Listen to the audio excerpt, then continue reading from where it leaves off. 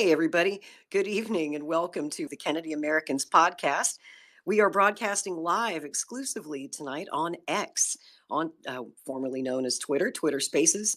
And thank you so much for joining us. I'd like to ask everyone who's listening to us right now, if you're on Twitter, to please retweet this space. Get it out to your listeners, get it out to your friends, and tell them it's happening. Tonight, we're having a very important discussion on probably the biggest foreign policy problem that the United States is facing right now.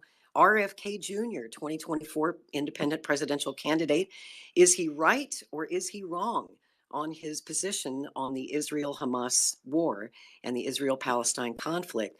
We want to hear from you tonight. And tonight's forum is going to be co-moderated by my friend, Christina Tobin. She is with Free and Equal Elections, and they'll be hosting independent and third-party presidential candidate debates coming up in the new year, I believe starting in January. And Christina, why don't you unmute your mic and say hello to everybody? How are you tonight? Hi, Lori. Thanks so much for having me. I'm doing really well. How have you been? Really, really good. I'm glad you could join us. Could you tell people a little bit about you and Free and Equal and what your plans are in 2024? Oh, definitely. I founded Free and Equal Elections 15 years ago. It's a nonprofit. We've been hosting presidential debates for 15 years now. Broadcast legend Larry King and I co-moderated 2012, and we are gearing up to hold. We just locked in our venue for our first presidential debate of a series in 2024. It's going to be at XR Studios in Hollywood this February 29th. And some new news I hope to have confirmed come this Friday. We have received the full support to put on a Democratic debate as well.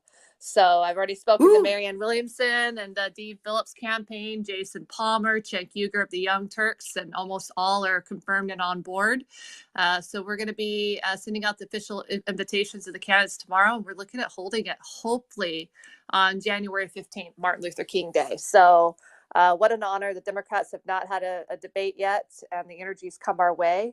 And for the February 29th debate, the top 6 candidates, we're going to launch a blockchain app on January 15th, which might be the same date that Free and Equal hosts the Democratic debate. And for that blockchain app, the people will vote the top 6 candidates they want in our February 29th debate, which will be open to every single candidate running for president. Will all have a chance to be voted in as the top 6 through our blockchain app powered by Nexus.io. So it's a pretty exciting year ahead that is for Free and Equal Elections. That is absolutely incredible. I've been following these debates for years. I think I've watched every Free and Equal debate that you've ever done over the last 15 years. And I love what you do. And it sounds like you've got some really exciting plans for 2024. This is a very exciting election, the most exciting election of my lifetime, I think, of our lifetime. And of course, here we are in World War III. If there was ever a time for a president of peace, it's now. And of course, I am involved. I'm a volunteer on the Kennedy 24 campaign and support Bobby very strongly. Have for a long time. For those of you who don't know, I was involved with the Draft Kennedy campaign back in 2007, 2008. We were trying to convince him to run for president then, 16 years ago. But the time is now. This is exactly the right moment, I believe, for Robert F. Kennedy Jr. as our next president. And so tonight, I do want to let you know, everybody, that this space is being recorded.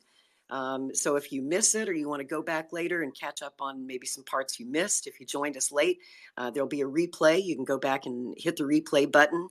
After, I think, 60 days, 30 days or 60 days, Twitter deletes spaces just to, I guess, save space on their servers. So we don't want this to go away. We do archive it permanently for the record, for posterity. And we just repurpose these as a podcast. It's called Kennedy Americans. You can always listen to it later. We like to put it out on other platforms because not everybody uses Twitter. Not a lot of people know how to use Twitter Spaces. I think Twitter Spaces is wonderful. It's like a phone call that everybody can be on at the same time. It's a great way for Kennedy voters to interact, people who are curious about Kennedy. Maybe you don't know much about him. You might not know what his position is on this war and whether he supports Israel or Palestine or why. So we're going to talk about that. We're going to play you his own words and let you get up to speed on where he stands with this war. So if you're not comfortable having your voice recorded or preserved for posterity, I just wanted to forewarn you. Be advised that this space is being recorded, and please do share it with your friends who don't use X. It'll be available on YouTube. It'll be on Rumble, on Facebook, on a number of other platforms too that you can share it out on. We have a special guest speaker joining us tonight, my good friend Scott Ritter, former UN weapons inspector in the former USSR and in Iraq. And over his long career, he actually worked with the IDF and Israeli intelligence, and also for pretty much all his life strongly supported Israel. But that changed when this new war began, and Scott has since changed his mind and now supports Palestine. He no longer supports Israel. And tonight he will tell us why he thinks that Mr. Kennedy is wrong. And we'll be bringing Scott in just a few minutes. It's a pleasure to have Scott back with us tonight.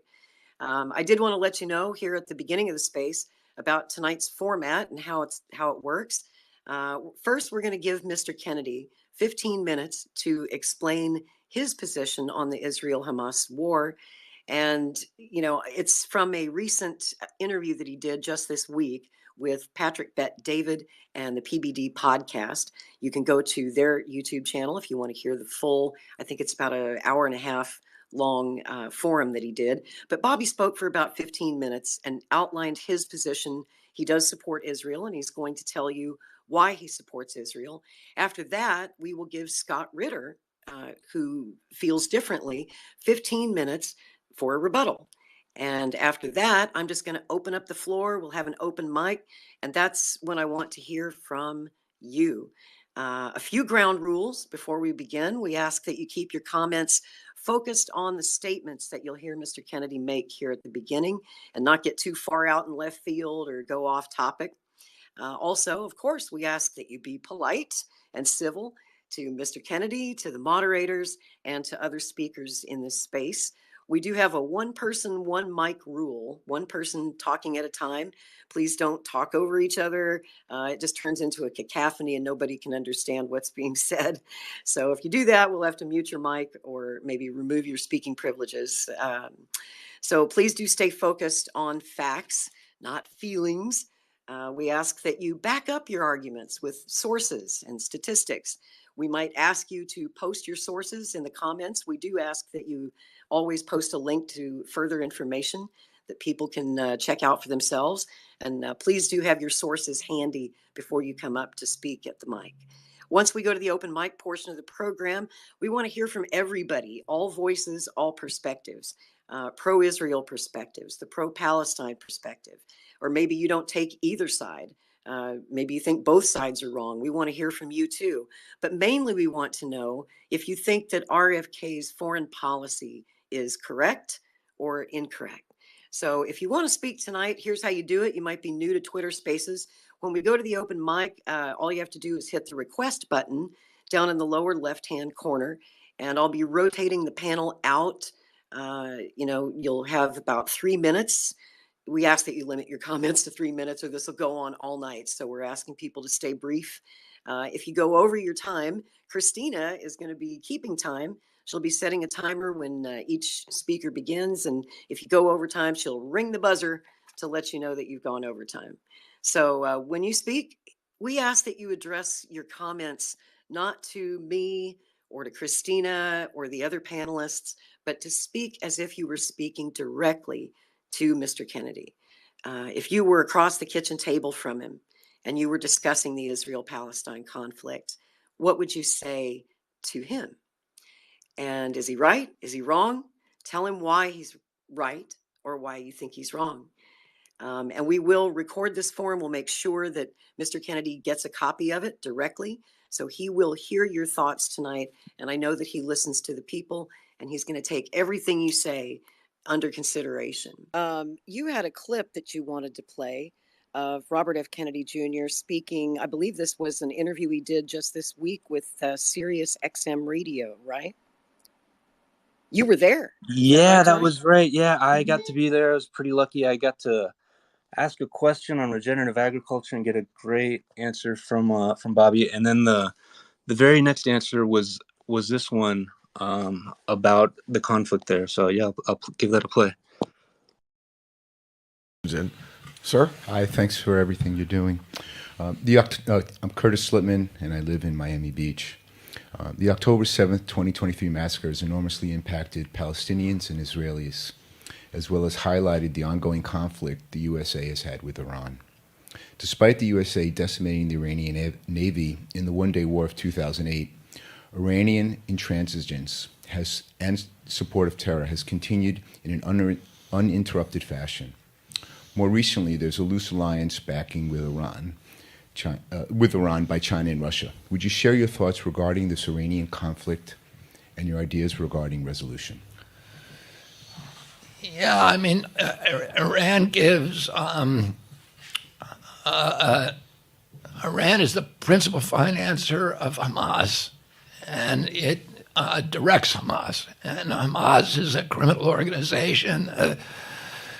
The principal leader of Hamas, Ismail Haniyeh, has $5 billion net worth. His two cohorts collectively, they have $11 billion that they've stolen from the people of Gaza. And the West Bank is not much better. West Bank, where Islamic Jihad and Hamas are in the West Bank, they're also funded by Iran. The international aid agencies have given more money to the Palestinian people than any people in the world, and yet none of it gets them. It goes to buying weapons and to enriching their leadership. And, Yasser Arafat died a billionaire. His wife, who lives in France, is a billionaire. His successor, Mahmoud Abbas, is a billionaire. His sons have $750 million. Oh, it's an organized crime syndicate that schools their children to kill Jews. The charter of Hamas says in the charter, it says that the single purpose of Hamas is the annihilation of Israel and the genocide, not of every Jew in Israel, but every Jew in the world.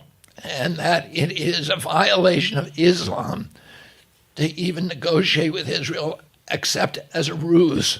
This is what it says in their charter, which I've read. And Hamas is driven and funded by Iran, as is Hezbollah in Lebanon, as are the Houthis in Yemen, and all of these conflicts are connected to that. And I was among the strongest voices of protest when President Biden authorized the $2.6 billion transfer of wealth from Egypt and Qatar, and then $6 billion after that, and the fact that President Biden failed to enforce the sanctions against Iran, which bring in now $65 billion a year and allow them the money to fund these jihadi terror organizations. And I have great sympathy for the Palestinian people. I have many Palestinian friends. Cheryl and I, my wife, who's in this audience today, have visited the West Bank. We have met with the top leadership. We've eaten at the dinner table with Palestinian shepherds and business people. I have a friend who is in South Gaza today with 5 children. I sent him money to his bank yesterday, and I'm deeply concerned with the impacts of civilians on the West Bank, but I don't think Israel has any choice. I think that you cannot, Hamas, as they took over, Israel walked out of Gaza. It's not occupied territory. Israel walked out of it in 2005. Hamas took over in 2006, rounded up the Palestinian leadership, the Palestinian Authority leadership, shot them through the kneecaps, brought them up to the highest buildings in Gaza and threw them off the roof, and then declared war on Israel and began firing rockets at Israel. And between 2006 at the takeover and October 7th, they fired 30,000 rockets at Israel. There's no other country in the world that would tolerate that. What did Israel do? Instead of going in there and removing them, they didn't want to go in. So they built the Iron Dome with our help so that they wouldn't have to go in. And every time that Hamas fires a rocket at civilians in Israel, Israel, instead of going in there, shoots the rocket down. It costs Hamas $800 to fire that rocket and build it. It costs Israel $40,000 to shut it down. But they put up with that because they didn't want to go in there. But the October 7th invasion, where 3,000 people came across the border, where they disabled the fences, the automatic machine guns, the surveillance system on the fences, and showed now the capacity. They've got 40,000 troops there living in tunnels. And they which they don't shelter their own population, by the way. They put the soldiers in and protect them and then use the civilians as civilian shields. Oh, if Mexico suddenly elected a communist government and said, now we're going to take back Texas, and started firing, missiles onto Houston and San Antonio, we would go in there and we wouldn't wait 30 years or 16 years. We would go in immediately. And, I don't see that Israel has a choice. That's the clip, right? That all? That's it. Great. Thanks, Johnny. We've got like 36 people asking to speak. So there are only so many people that are allowed in the speakers panel by Twitter at one time. So if you've already spoken, I'm going to ask that you drop back down to listener status so that I can add more speakers to the panel, or we'll take you out after you've spoken. And that makes room for the next speaker. I'm going to go to Sammy next. Sammy's had the hand up for a while. Lori. Thank you for having welcome. me. Hi. Yeah, no, absolutely. If you could talk to Mr. Kennedy, what would you tell him? Yes, Mr. Kennedy, my mother is a Catholic Mexican woman. Your uncle was a great Catholic president of peace, virtue, and understanding, and I love that man. I wanted to talk about a video or audio snippet you brought to our attention, Lori, with Alex Jones and him saying people being obsessed with Israel and Zionism. The reason that's so is because the Western media has made it so. The war machine has gone along with the agenda. Capitalism has entangled America in this genocide of the Palestinian people. We should be obsessed about the people of Gaza who are being murdered, the martyrs. That was risen up to 17,700 and 48,780, and that was yesterday's numbers, since the genocide in the Gaza Strip. We should be concerned about the occupation in the West Bank, where there's settlers causing havoc and terrorizing a people indigenous to the land. Your uncle was a great man, and you, Mr. Kennedy, are so too, but I am concerned about your pro-Israel stance, and I agree with Mr. Scott Ritter, and I hope he's still here because I love him too, and I appreciate his career. I wanted to ask him a question. Mr. Scott. What through your career allowed you to see and change sides from being a pro-Israel commander and going into a shift, because it's a huge shift, and I think people would really appreciate that sentiment, and I think Bobby would too, because he's an American. I'm an American. I love America. I love its virtues. I love the founding fathers. I love the way that they rebelled and they fought for the land, for the people. And that's exactly what we're trying to do. So I love this conversation, and I thank you, Lori. I thank you, Christy, for having us up here. And Scott, you can speak on it. I'd be so thankful. Sammy, thank you. That was beautiful. Scott, I hope you heard that. And I did want to give you a minute to respond. That was actually a great question. Well, no, thank you very much. Look, my skill set in life is very limited. I'm an intelligence officer. My job is to impartially assess fact-based data. And when the facts change, then reassessments are in order. I'm not a prisoner to a narrative. My only unchanging stance is one linked to the values, principles, ideals of the Constitution of the United States, which, in my opinion, defines who I am and what I am as an American citizen. But when it comes to assessing issues like Israel and Palestine, I'm a fact-driven person. And when the fact base changes, my assessments change. And as I indicated earlier, when I looked at Israel shift away from Yitzhak Rabin, a man of peace, to Benjamin Netanyahu, a man of war, um, the facts change. My assessment changes. That's what happened. Thank you, Scott. Outstanding. Outstanding. I want to go to Natasha Devine. She's been a Kennedy 24 campaign volunteer literally from day one and has become a good friend of mine. It's great to have her in the space tonight. Welcome back, Natasha. Good to see you. What's on your mind? Hello. Can you guys hear me good? Yeah, maybe you can bring your phone just a little bit closer. It sounds a All bit right. faint. There you How's go. that? Much better. Okay. All right. Couple things I wanted to point out, just some quick facts at the beginning. Number one, Eretz Yisrael does not mean greater Israel. It means land of Israel. The word in Hebrew for great would be gadol, so it would be like Eretz Yisrael Hagadol or something like that would be greater Israel. But Eretz Israel just means land of Israel. So when you hear people saying that, it's not some conspiracy thing. Secondly, I wanted to comment and say that I believe pretty much everything that Bobby said was correct. I will cede to Mr. Ritter perhaps on the details about the requirements and the fuels for the rockets.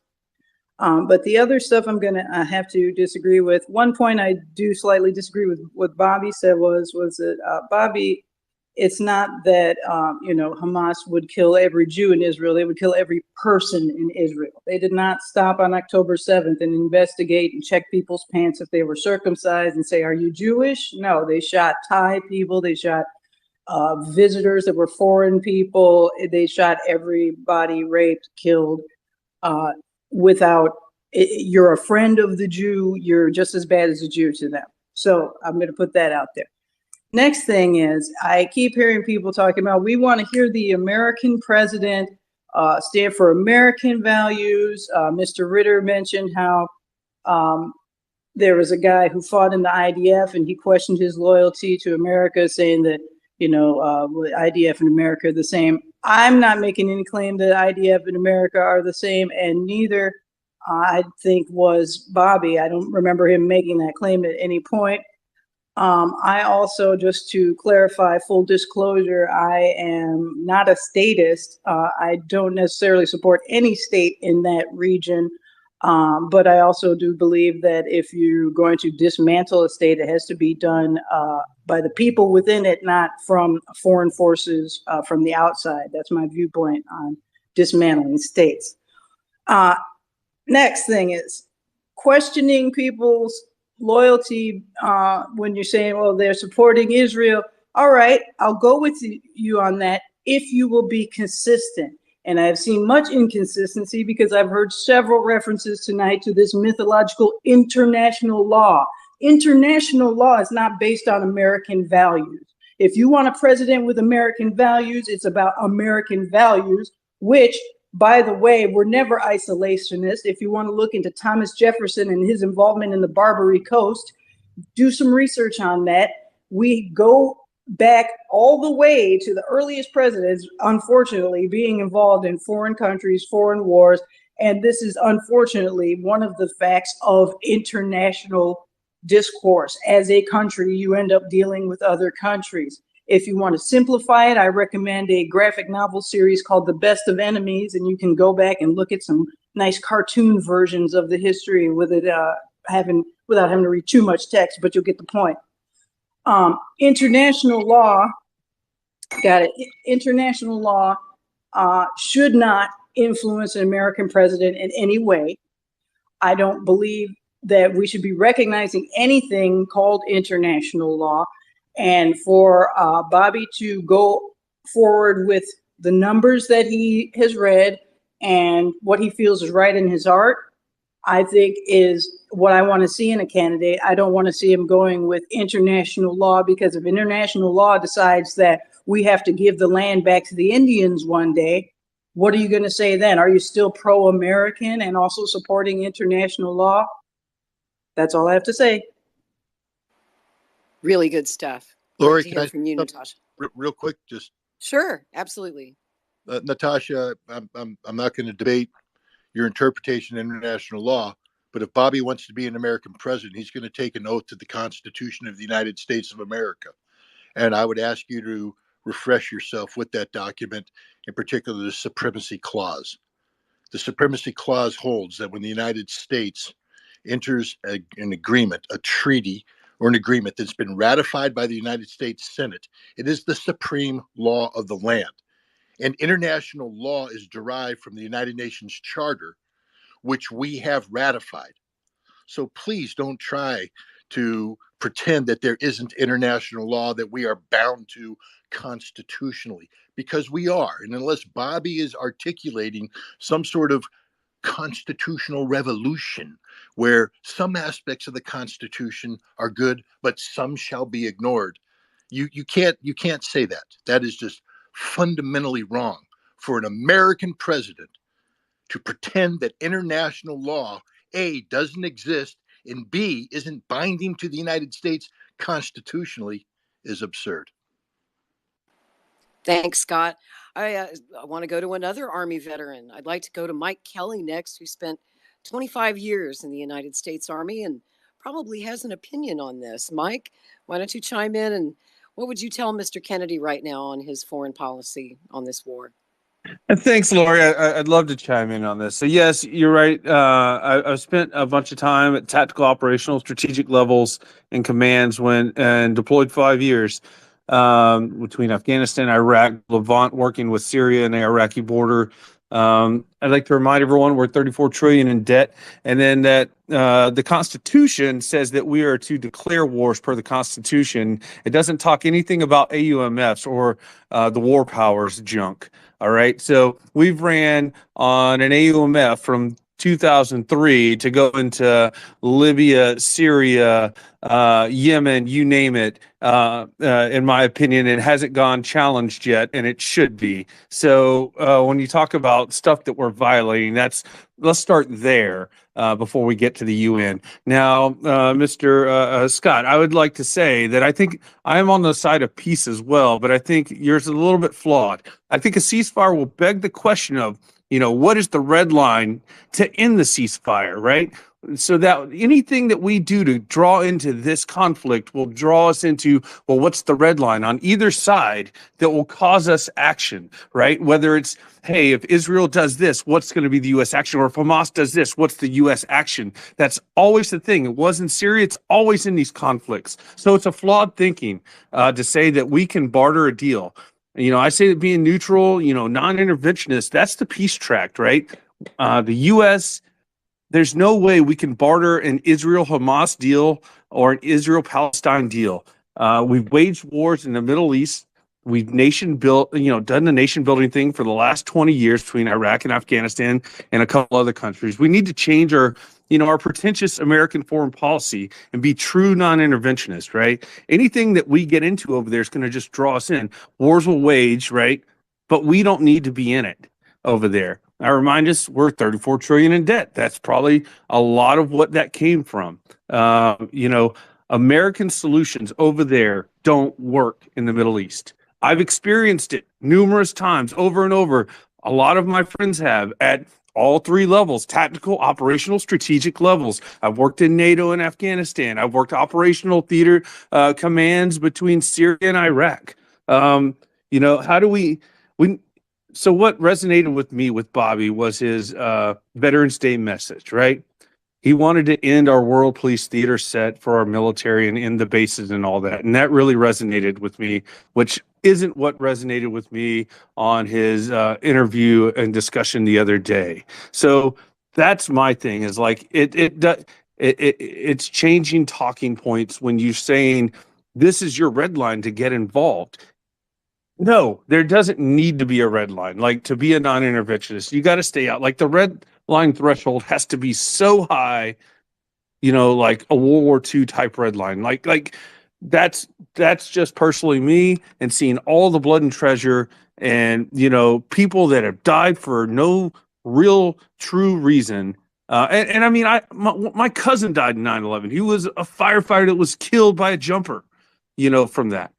But we need to be non-interventionist, and I think us bartering a ceasefire only draws us in. Thank you. Thanks, Mike. I appreciate you.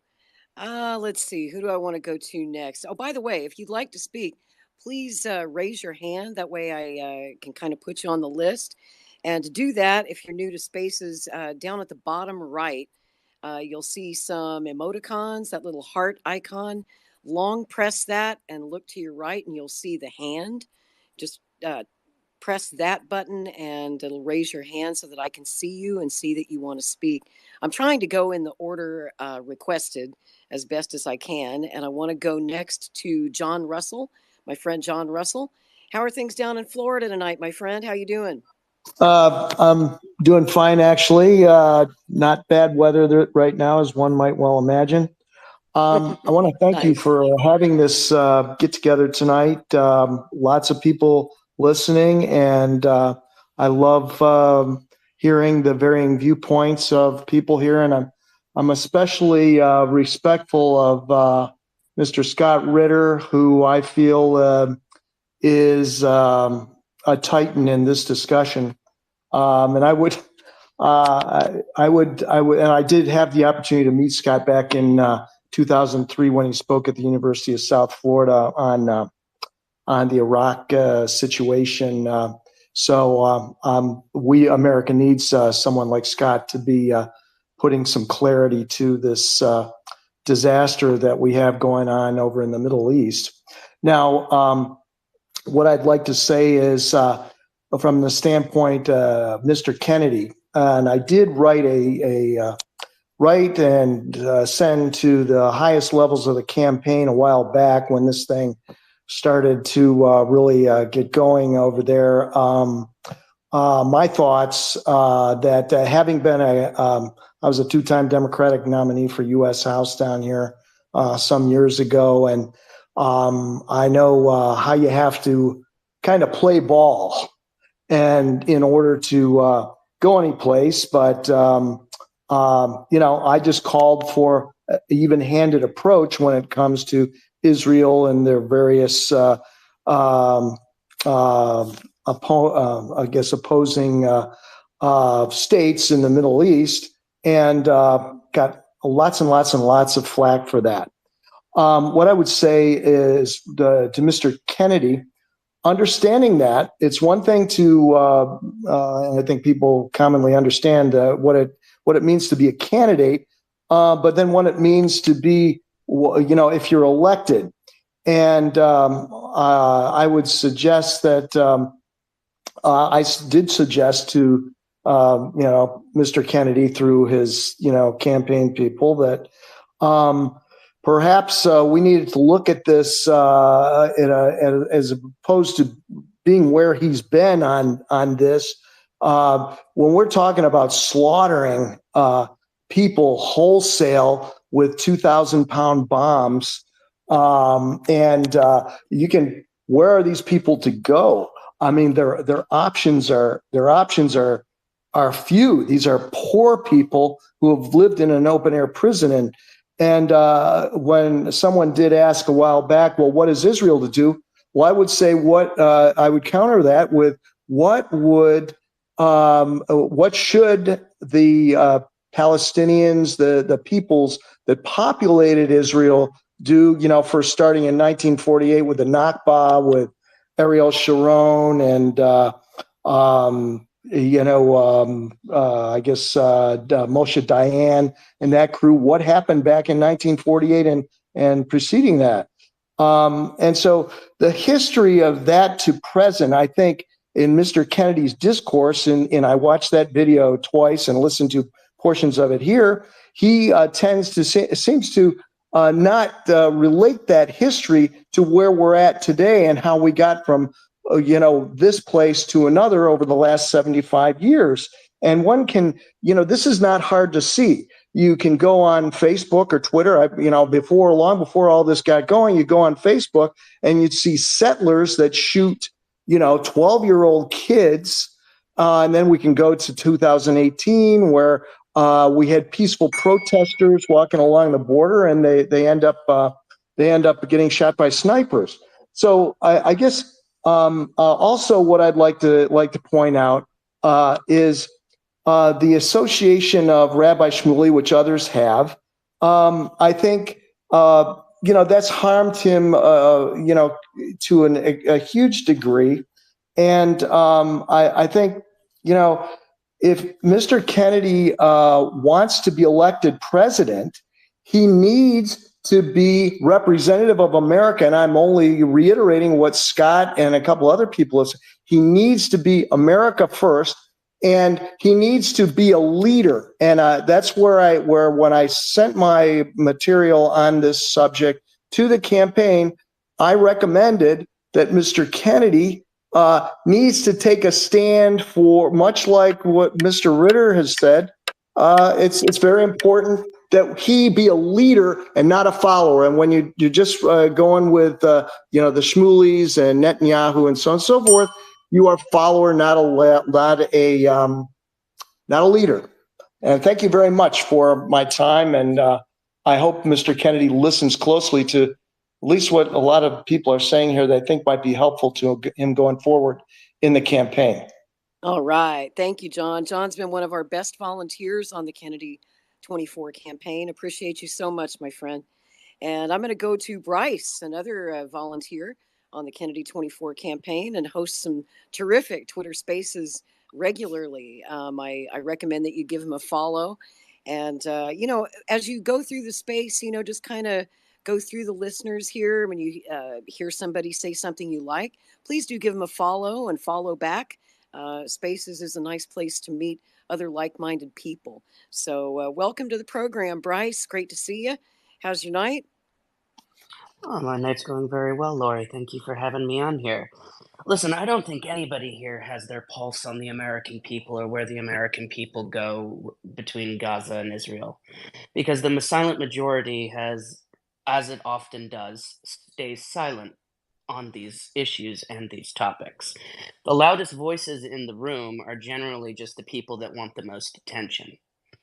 Now, somebody mentioned that our founding fathers were very interventionalists, very into foreign affairs. And yes, after George Washington's administration, a lot of presidents fell from the way that we were set up and started to get involved in foreign affairs. But let's go back to our first president, who on his way out warned us not to get involved in foreign entanglements. Did we listen to the man?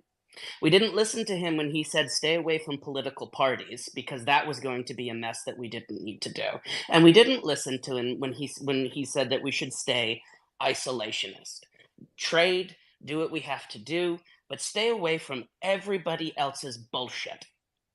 And that's the problem with the United States. We tend to just stick our noses in other people's bullshit, and we make the bullshit even worse. We have a terrible track record on foreign policy. We have a terrible track record on wars. What we should be doing is saying, screw the whole mess in the Middle East. Not my monkey, not my circus. You guys do whatever the hell you're going to do, and let the UN deal with it.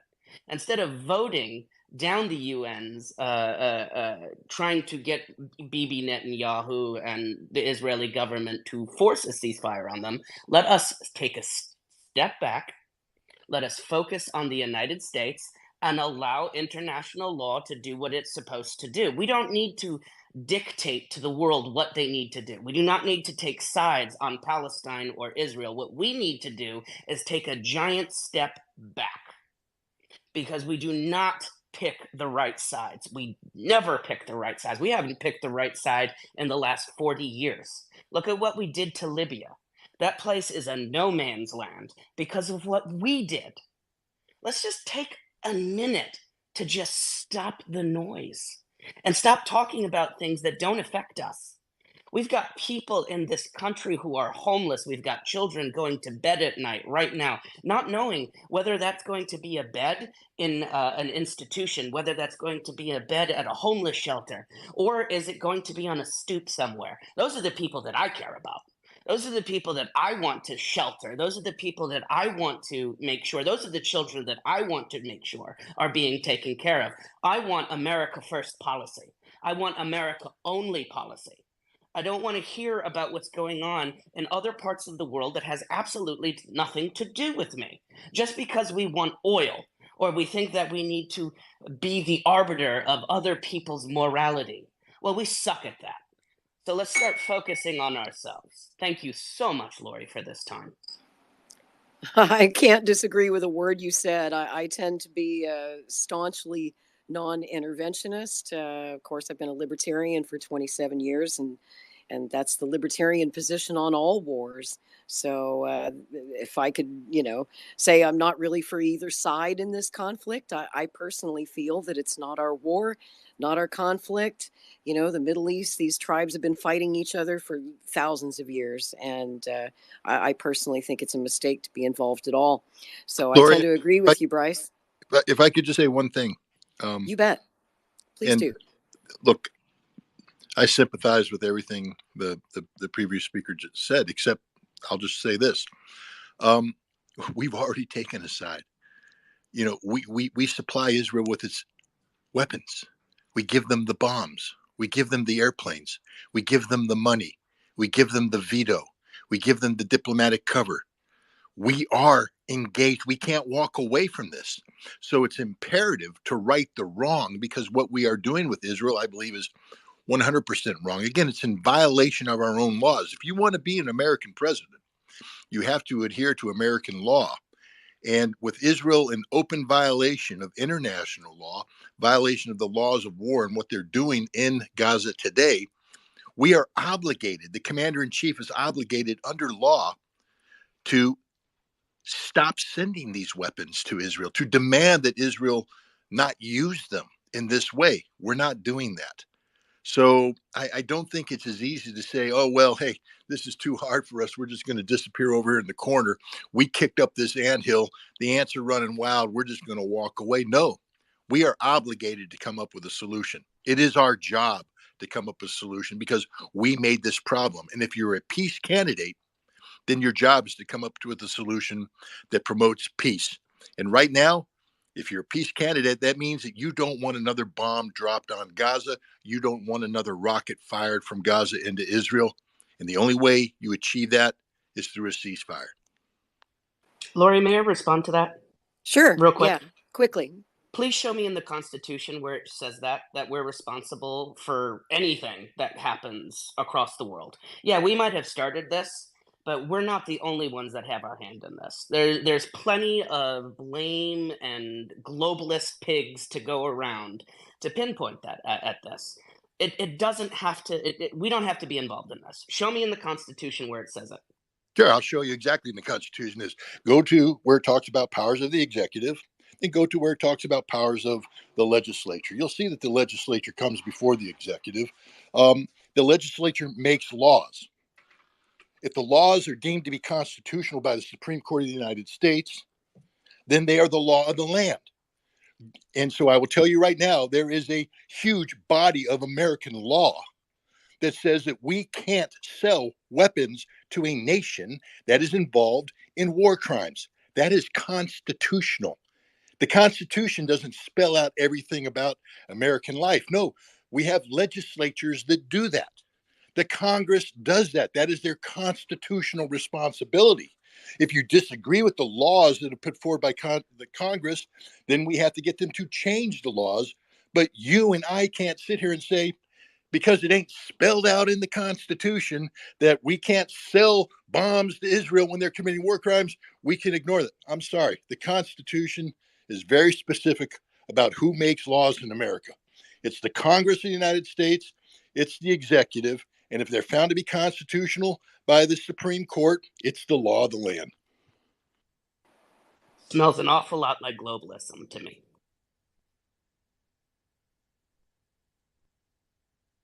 It's the Constitution. I mean, it's really a very simple document. I took an oath to it. I'll defend it with my life.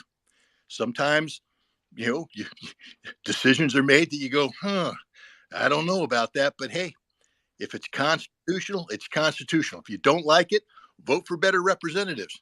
It's not globalism. It's what America is. It's the laws that our Congress has passed, that the president has signed, that the Supreme Court has deemed to be constitutional.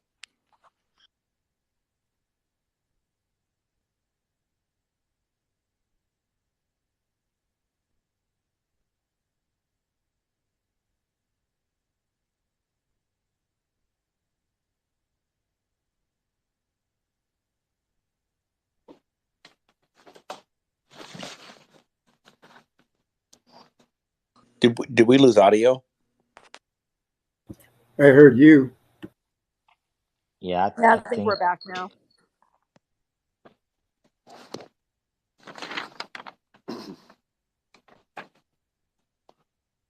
Lori, I'm not sure if you or Christine. I see Hi, Christine light up Lori, now. you there? There you go. Yeah, we're That was back weird. now.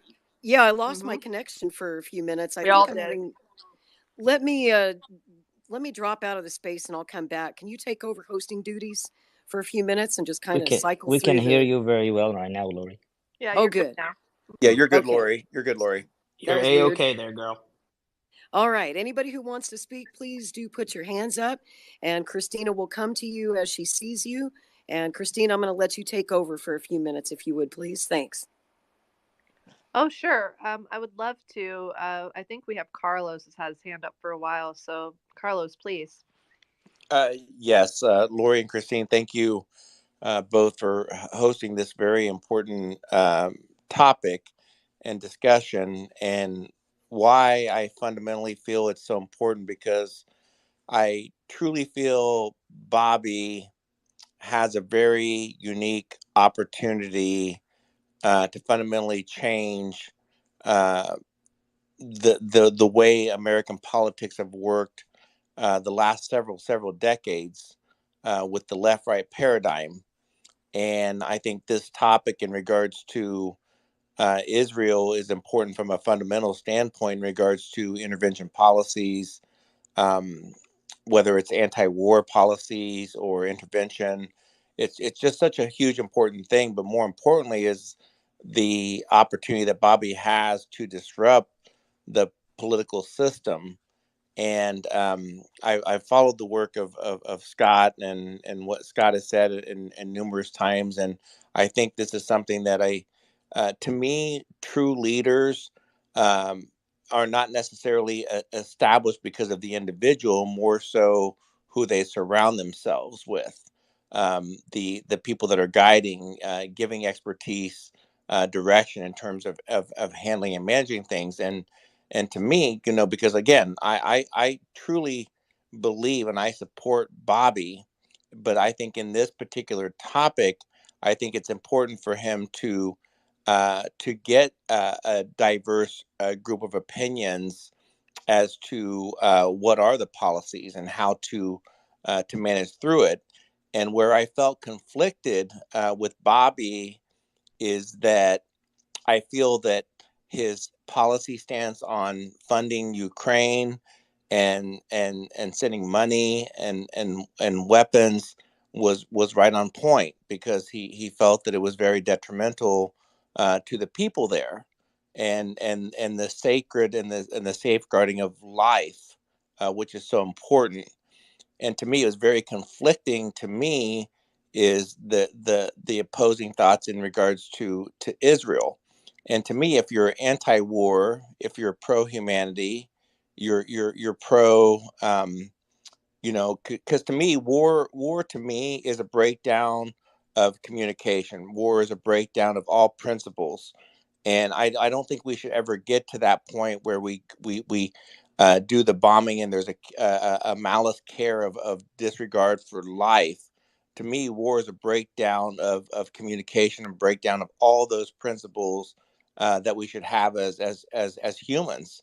and the sacred regard. Is war necessary? Well, potentially yes, but at the same time, do we feel as individuals, as a country, that we should support that? And it falls down to the fundamental principles of belief and sacred of life. And should we be funding that? Should we find alternative motives? So to me, I would hope that Bobby would get a round table of different minds in a room, whether it's Scott, whether it's Rand Paul or Ron Paul, and get a group together and whiteboard and say, hey, what are we doing here? What is the objective of what we're truly funding? Because if you look at of the United States policies in regards to the Middle East, it's been epidemic of failure after failure after failure.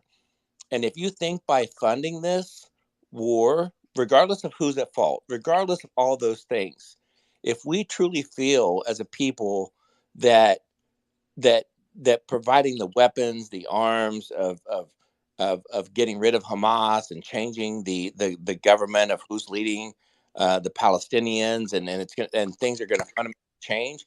Can you give me one example? Like, if I was sitting next to Bobby and I say, Bobby, can you give me one example of where this has worked?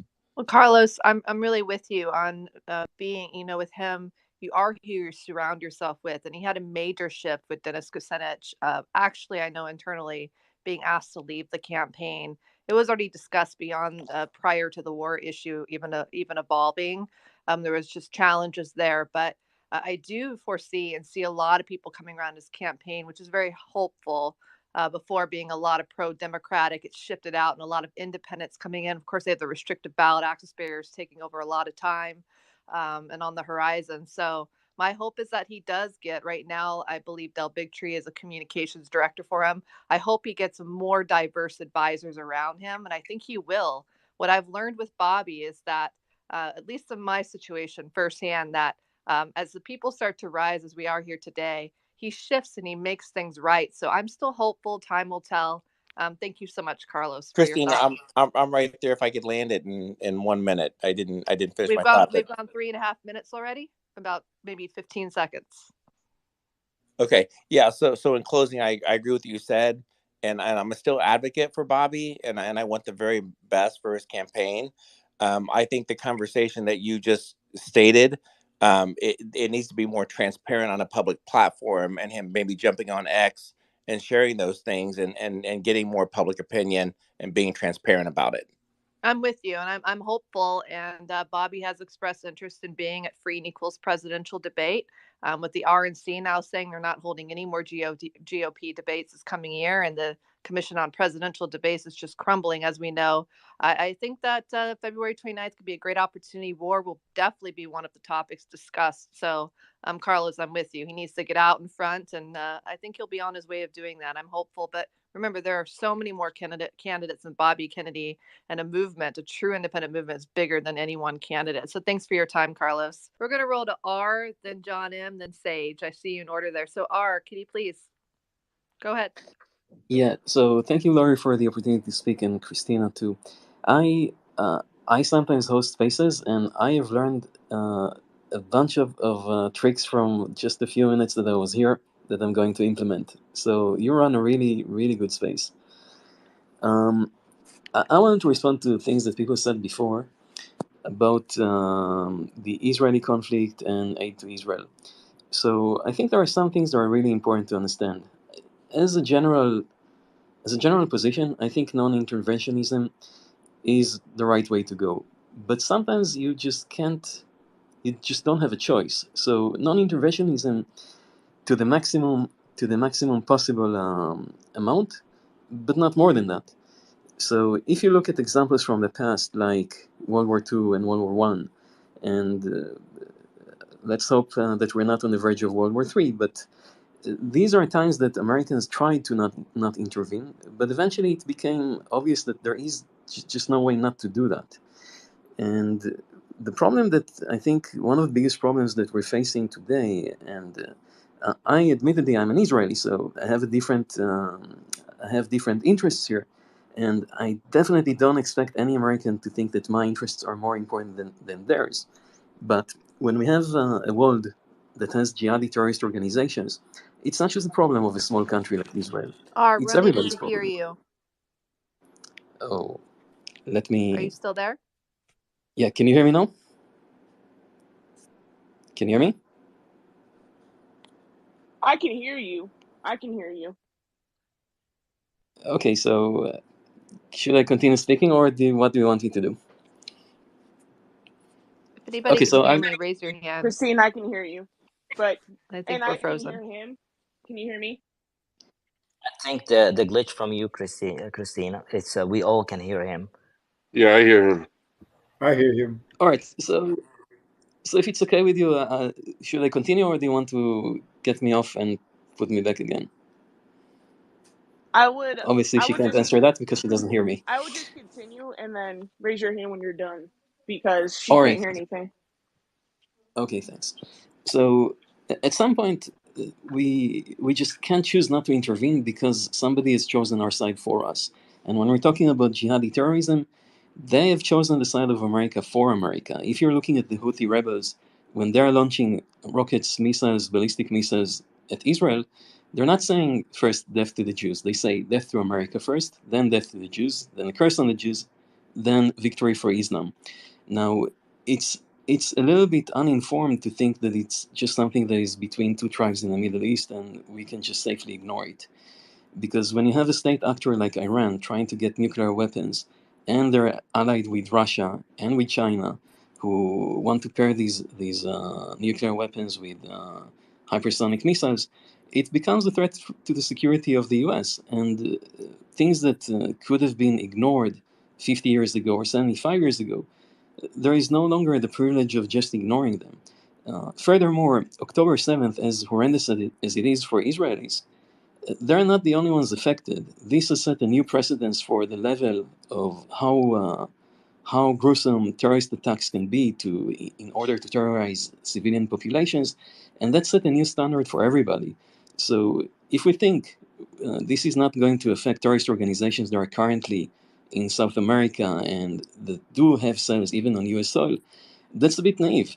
That set a new precedence, and if we don't make sure that organizations that act this way or the countries that support them pay a price after this, if an organization like Hamas can burn people alive, can mass rape women and mutilate them, and kidnap people and hold them hostage, 200 people, then if we don't make sure the organization is eradicated right after, and everybody who's trying to do things like this in the future knows that by the time they're finished, they're also going to be completely gone, and the countries that support them have a price to pay, then we're going to suffer the consequences. And it's not just the Israelis going to suffer it.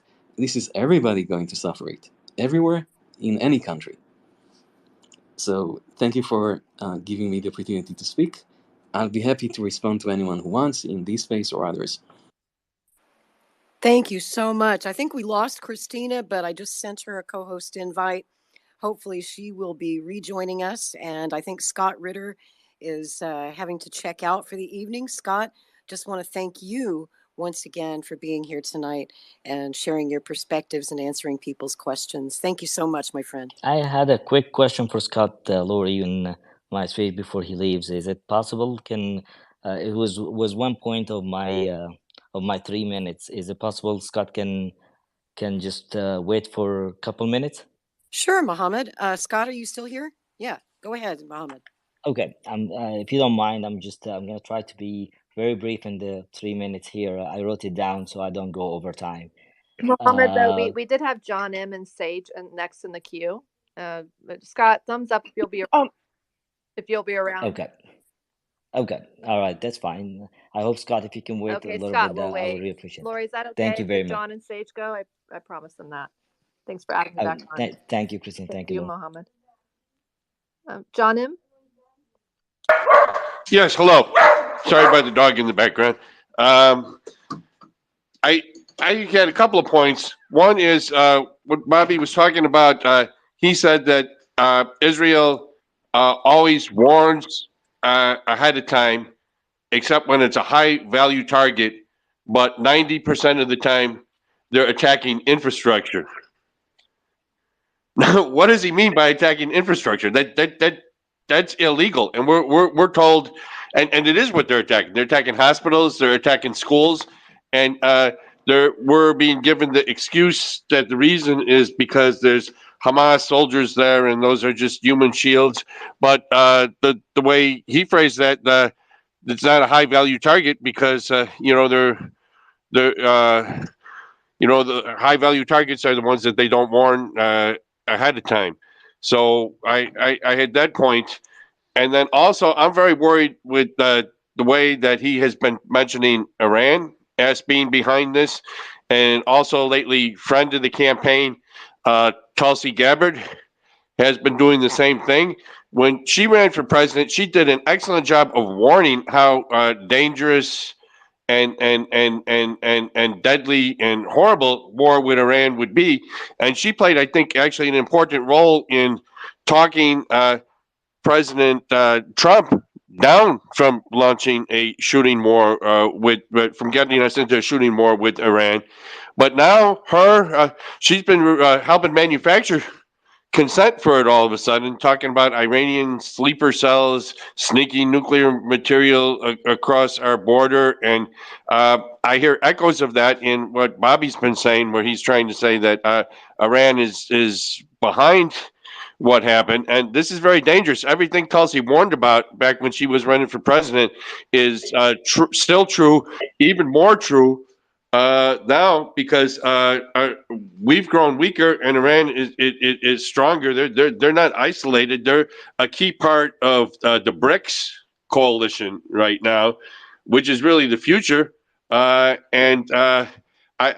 just think it's reckless and dangerous to be saying things that could potentially help the neocons get us into a war with Iran. And the last thing I wanted to address, people keep saying that Hamas is on this space tonight. People keep saying Hamas's charter calls for killing Jews all over the world. They wrote a new charter in 2017, and I was reading through it. It says nothing of the kind. As a matter of fact, it says the opposite. It says that that they are not targeting Jews because they are Jews. They are targeting Zionists who are occupying Palestine, and they specifically call for they condemn anti-Semitism, and they call it a European problem, not an Arab problem. And I know that that's a new charter for them. I have not been able to get my hands on a copy of the original charter, but my my strong feeling is that if they're lying so much about what their current charter says, they're probably also lying about what the original charter says. And then one last point on the issue of human shields. I was reading, I think it was an article by Scott Ritter, maybe it was by the Gray Zone, that those kibbutzes that got caught in the crossfire on October 7th, that there were actually soldiers stationed there. So why is that not a human shield? If you have one Hamas soldier in a hospital, that's everybody in it's a human shield. But if you have soldiers in a kibbutz, that's not a human shield. And okay, I my time's over, I guess. Thank you, John, so much for your time, and appreciate your words and your and just educating us so much. Sage, would love to hear from you. Great seeing you here. Christine, thank you so much for the space. And Lori, you're doing an incredible job. And Scott, I just got to say, I'm a big fan of your podcast. You've been speaking truth into power. You're greatly appreciated as a voice. I just want to say, I've been in the space for quite some time, and I feel like a lot of the ends don't justify the means. To a lot of what Robert F. Kennedy is saying, I think he's been regurgitating a lot of Zionist propaganda. And on top of that, if he wants to be the voice of the people, then what's the difference between what he said versus what the other Democratic Party said? Like the other Democratic runner-ups are saying, like Joe Biden, Kamala Harris. Like, what's the difference between what he's saying and what they are saying? Nothing. And I think that he doesn't question enough about Netanyahu and his cabinet and how they wage war against not Hamas, but the people of Gaza, the people of Palestine, and how racist they are against them. I mean, his whole cabinet has a history going back to the United States, harassing and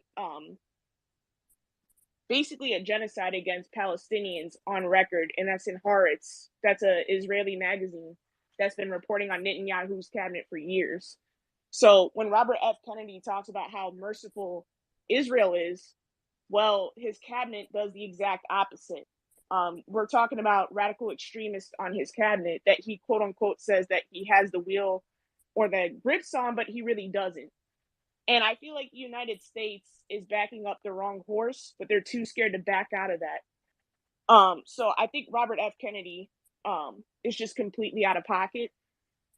He doesn't stand out to me as a president that should be running for office, in my opinion. I think he's just regurgitating the same stuff that the other presidents that are, or the presidential hopefuls are saying. And then I just had a quick question for Scott Ritter, and then I'll step down if he's okay with that. Scott, does that work for you? Thumbs up. Scott, could Sage ask you a question? So Scott, I don't know if you're aware of Machiavelli, his theory on the prince that he wrote, like the Italian philosopher Machiavelli, and his theory of neutrality. Do you think that if the United States were to, say, turn heel and support Palestinians, do you think that would have international costs for the United States if they did so? Well, I am familiar with the Prince and Machiavelli. First of all, we have been a supporter of a two-state solution from the very beginning. We haven't been an honest supporter, but we have articulated our support. The Biden administration has regularly reached out to the Netanyahu government, the Israeli government, and said, you know, you need to work toward a two-state solution. And then the Israeli government regularly thumbed their nose and said, we refuse to do so. And they left it at that. So I think there's political cover for the United States to say, you know, it's now time for a two-state solution. And it is time for a two-state solution.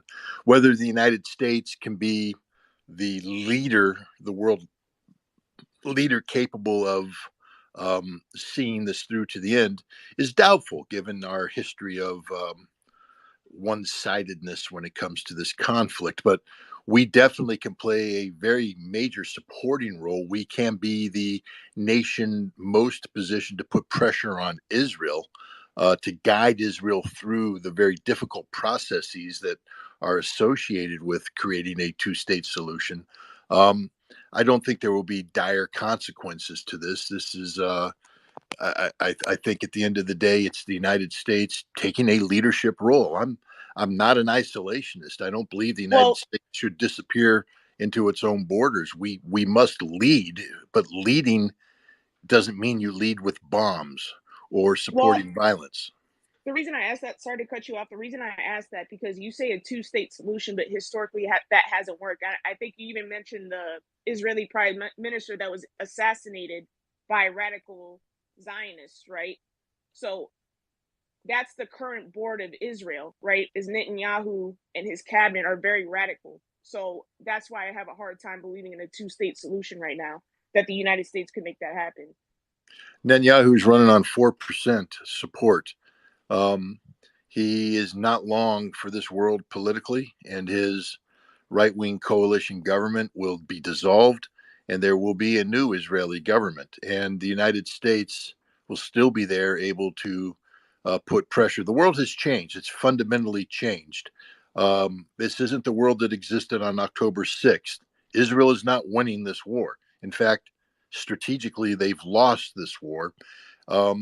You know, and at some point in time, Israel will have to alter its position, and the United States is, you know, can be the leader, the world leader that can help Israel move in that direction. But Netanyahu won't be the leader of Israel that does this. He can't. You're right. But he also won't be here very much longer. He is the prime minister who has failed Israel to the greatest degree possible in Israel's history. He is a disgrace to Israel and all Israelis, and so is his government. And they will be told to exit stage right sooner rather than later. And then Scott, it seems like when we have war, it's not only Israel losing, it's all of us losing throughout the world when we have any chaos. So I also wanted to just, I have a question here from somebody who can't get on. I think it's an excellent question for you, Scott Ritter, and then we'll get to you, Mohammed, from Charbax. And he says that, um, for solutions, he'd like to ask you, Scott, for solutions beyond the ceasefire. I agree with everything RFK says, except for Israel. My understanding is that Gaza is destroyed. 2.3 million people are there. They can't possibly stay there. Do you have any other solutions beyond ceasefire, Scott? Ceasefire is just the end of war. I mean, the idea is to stop the killing. That's the purpose of the ceasefire. The ceasefire doesn't resolve the issues. At the end of the day, the problem of Israeli-Palestinian relations will not be resolved until the Palestinian people have a state that is equal to Israel in every way, shape, and form. It can't be an inferior state. It can't be a sub-state. It can't be a state with an asterisk next to it. It has to be an independent state where the dignity of the Palestinian people is on par with the dignity of the Israeli population. That's the only way you bring this to an end. And so we go from a ceasefire, which stops the killing, to the negotiation process, which can take some time and be very difficult. I don't think there's anybody in the world who says how easy this will be. But if you're the peace candidate, easy is not what you're looking for. You're looking for the solution that preserves peace, and I think the two-state solution is such a solution. Thank you, Scott. Thank you, Sage, so much for your back and forth there. So and thank you guys so much for the space, and thank you guys, and I'll step down. Thank you so much. Thanks, Sage. So nice to see you. Until next time. Mohammed, thanks for your patience, your time. And again, I want to remind everybody, as Lori mentioned the beginning, we're at 3 minutes each because we still have another 20 people in the queue. And I'm the kind of person who wants to hear from everybody, but we'll do our best. Okay. Mohammed, please. Thank you, Christina. Thank you, Lori. Thank you for having me. And also thank you for the great space. And I urge you to join some Middle East English spaces for people to hear different America than the White House. As always, Patrick does get in a lot of spaces for Middle Eastern English spaces that they speak about America and others, because unfortunately the people in the Middle East, they think America is the White House. So when they hear Christina and Lori and other great speakers, I have heard them today. I really was enjoying each and every moment I'm in your space today. Go back to the point that I wrote down to make it brief. Natasha talked earlier about the American values. If American values are not part of the international law, so we should say it out loud. We're not part of the international community, and we will not abide by the rule of the international law. I will tell Mr. Kennedy, please put America first with no exceptions and practice what you preach when it comes to the state of Israel also. Another question to the speakers or the host or whoever want to answer, why each and every president candidates feel obligated to be pro-Israel in order to be the president? This is something that I'm curious to know that from any of you guys, if you can answer that later on. Sure, I can answer. If you would like right now. Real quick, I'll give it Mr. Kennedy, when I moved to the States in 1996, I have enjoyed democracy and freedom for years, and later on I have realized freedom and democracy can be practiced only if you stay away of criticizing the state of Israel. Why so? Mr. Kennedy, please put America first before you agree to send $14 billion twice to the state of Israel, and make sure our inflation, health, and education system in our soil in a better status first. And then Scott, this is my question to you. I love the facts and opinions that you have listed, but as an expert, do you think one day America will actually come first with no exceptions? The last point I want to mention, the reason Jews, Christians, and Muslims were living in peace before 1947, it was simple, because at the time there were no Israeli occupation. Thank you very much for having me. Well, I'll address that question real quick. Thank you for it. look, as long as the United States believes that it is the exceptional nation, as long as there is a rules-based international order that has been foisted on the world by the United States to preserve American hegemony, America first, by definition, um, equates to the continuation of American global domination. And that's why we have so many politicians articulating what they call an America first policy, but it's a policy of global intervention because that's how America defines itself. So, in order to remove ourselves from this path, this narrative, we have to redefine ourselves as a nation. And that's going to be extraordinarily difficult to do. But we see the world drifting toward a multipolarity that is inclusive of American participation should we take that route. And that's where I think um, an American first president should be taking us, not toward isolation, because that's America last. Because we can't succeed without the rest of the world. We need to be a player in the rest of the world. But a player doesn't mean that we bomb our way to the top. A player means that we lead by example, promoting peaceful outcomes, nonviolent solutions to very complex problems. And we can best achieve that by sitting at a table where we are not King Arthur with the Knights of the Round Table subordinated to us, but we are one of many nations around the table working together to achieve, common nonviolent solutions. The United Nations is supposed to be that forum to do this, but the Security Council today is fundamentally broken. Maybe we can fix the Security Council. I don't know how you do that. As long as the veto is retained. But the big thing isn't about fixing the council. The big thing is about fixing American attitudes towards the world and how we interact with the world. We have to stop believing that we are the exceptional nation, that we are the world's greatest power, and we have to start understanding that we are but one of many nations, all of whom have equal say when it comes to the world we live in. If we do that, I think that's the best way to get an America first policy, because America first means you're looking out for the collective welfare of the American people. And the American people are part of a global population that has to learn to not only engage in productive commerce, engage in collective policies that best utilize global resources, but also avoid conflict. Excellent answer. Excellent question. Thank you both.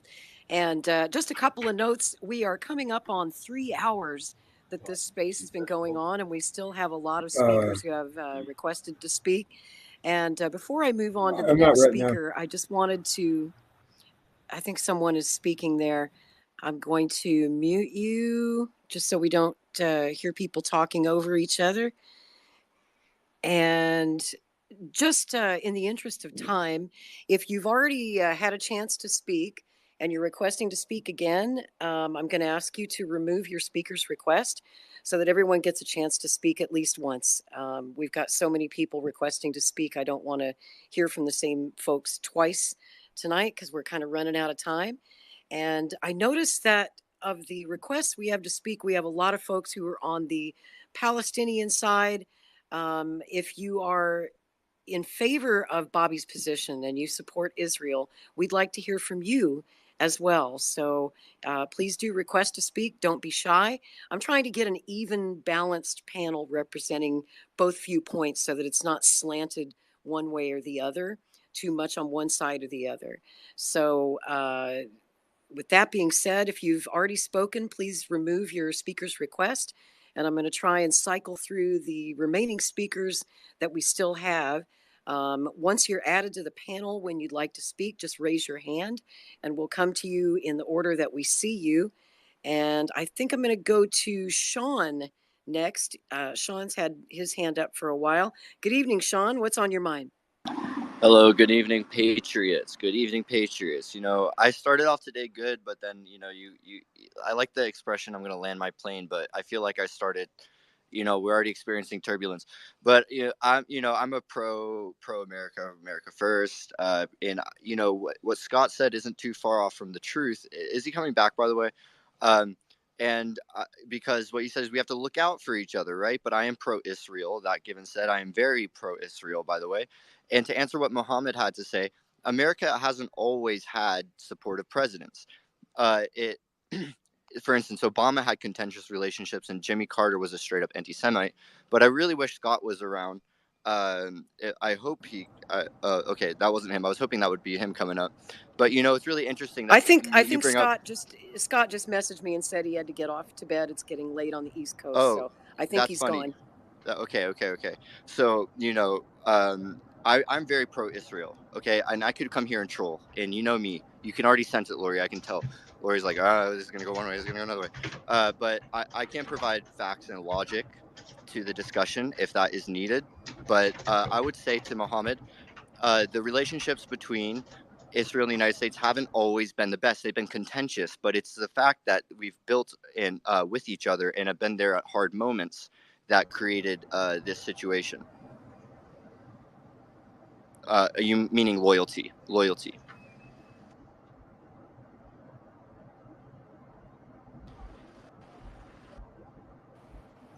Oh, did we lose Sean? No, I have butterfingers, so I sometimes fat finger the fat finger. Oh, okay. I like that expression. Thought By I the way, lost you. I like that expression. I think I coined it I coined it, but fat finger. Whenever you accidentally hit the wrong button, like when you thumbs down, when you mean to thumbs up, I call that fat fingering. Tiny phone, big fingers. But like I said, I could come here and just say trolly things and be very rude. But let me just say, we have to be America first.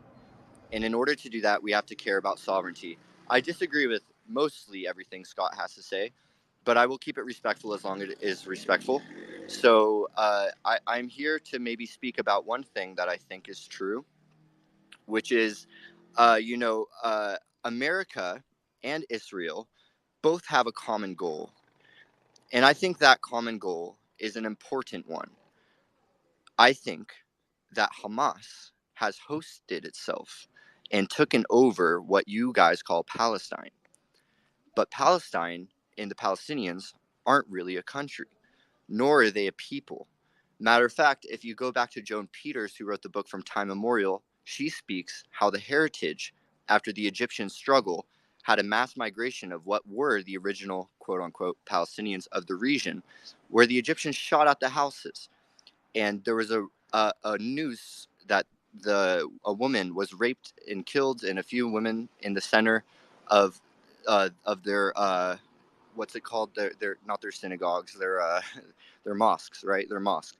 So, and this is what caused a mass migration from the original Palestinians. Since then, it's become a conglomerate of Arab states, and it's become a conglomerate of proxies in which we've seen since 2005 the IDF had withdrawn from the region. So I hear a talking point a lot that, they've entrenched on the region, but, there hasn't been an IDF presence in Gaza since 2005.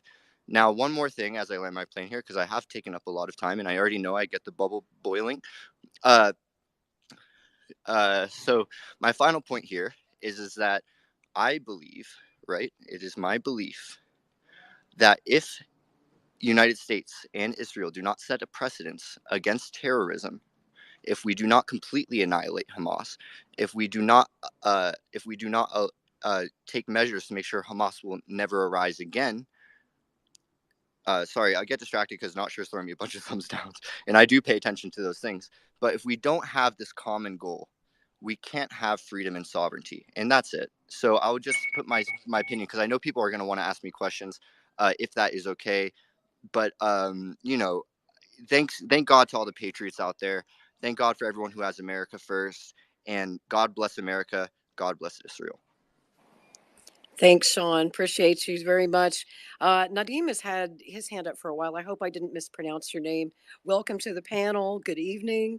And if I did mispronounce your name, please pronounce it for us. No, Lori, that was spot on. To start off, I want to thank you and Christina as well for hosting this wonderful space tonight. A lot of eye-opening things were discussed. A lot of great people on the panel as well. Thank you guys for having me tonight. To start off, since the previous speaker was speaking, I'll have to disagree with some of the stuff that Sean said. The area in which Israel resides today wasn't barren; it wasn't completely empty of inhabitants. Therefore, there was a Palestinian people there, and the problem that exists today is because the Palestinians do exist. It's not like a people doesn't exist. They are Arabs and Arabs exist. Therefore, there is a population there. And I'll have to, end that little topic with what Christina said earlier. That resonated with me quite well, and I have to agree with it. The horrible loss of human life that we're witnessing, as sad as it does really affect everybody, not just the people in the region. It affects the whole world. Look at how affected we are. We're sitting here discussing it with thousands, of people listening in from so many different platforms.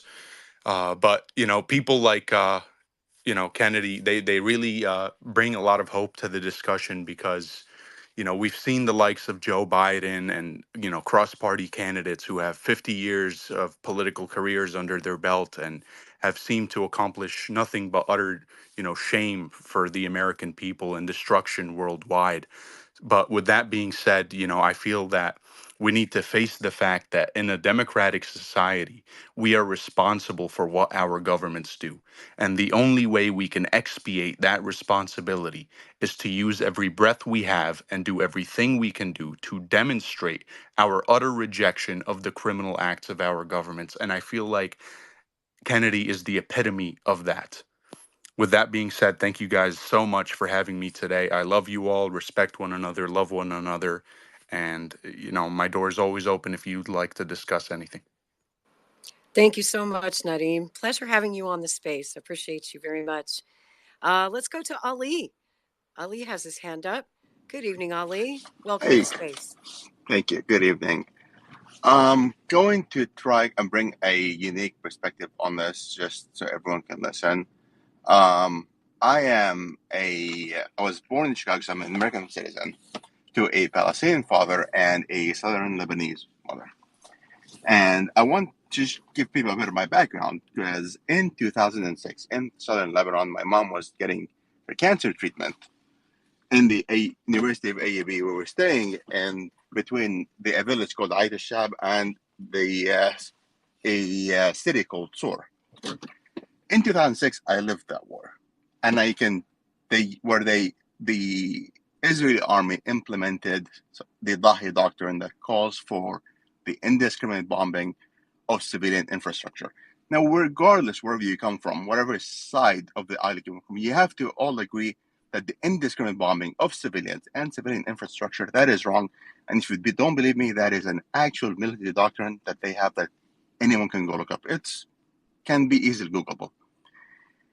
And to address the point that they drop leaflets or whatnot, well, if you go back and look in 2006, the first thing they bombed is the airport. The second thing they bombed are the roads. They dropped leaflets on us to leave 5 minutes before they bombed my neighborhood. So when people, if those pictures of dead civilians are affecting everyone, I mean, I heard those screams under the rubble, and I had to move the dead bodies of relatives and friends of mine back in 2006. So and some people try to come and tell me my reality is denied. I don't want to get into that too much, but I do want to address the previous speaker really quickly, and I do want to leave a message for Bobby. To the previous speaker, regardless of whatever you think there were people, there is no denying the fact that there were people living in that land.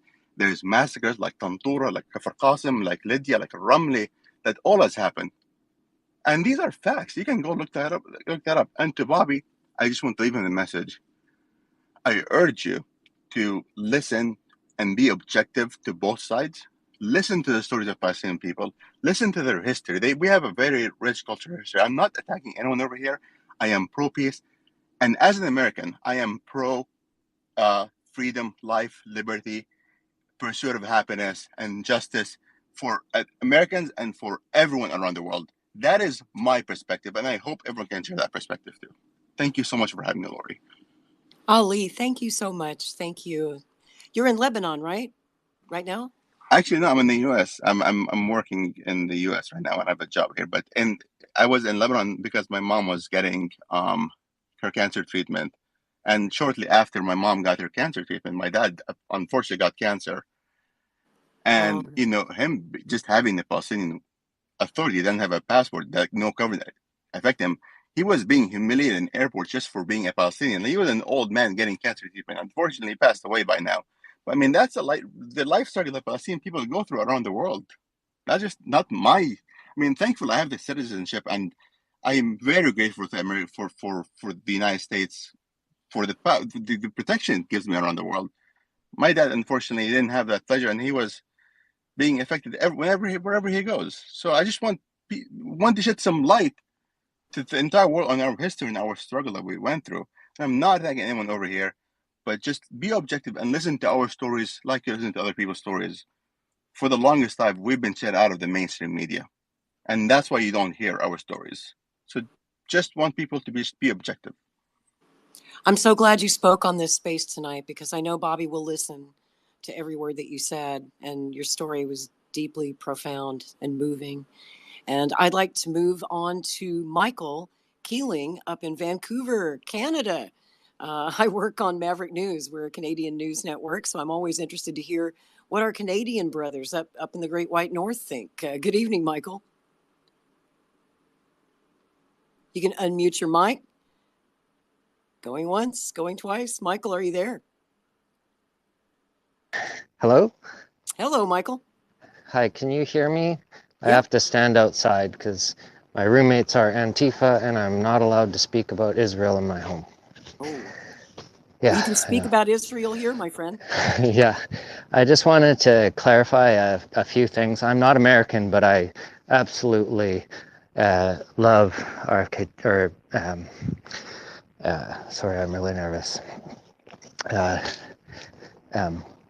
RFK Jr., sorry.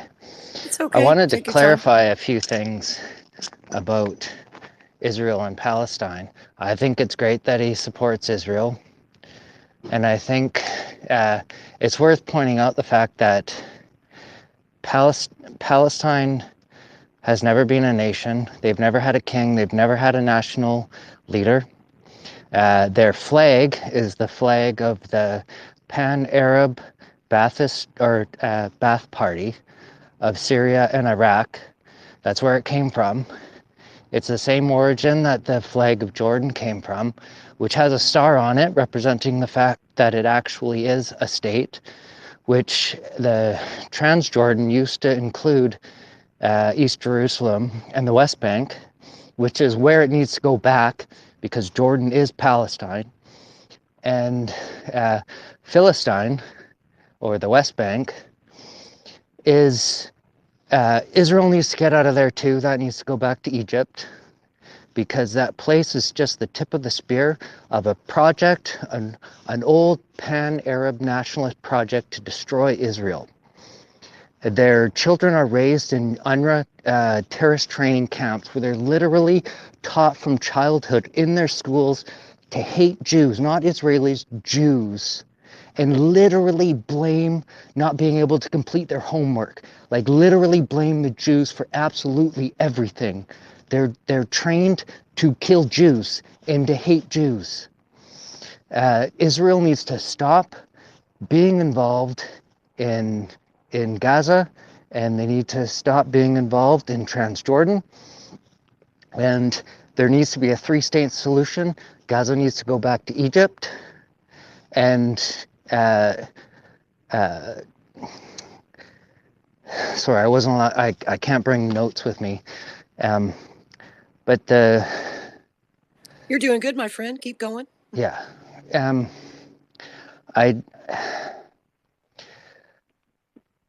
The only way that this war can end, the only people who can start a permanent ceasefire is Hamas.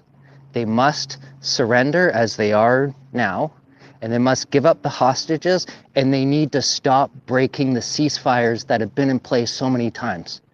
Right? Israel will agree to a ceasefire and Hamas will break it every time.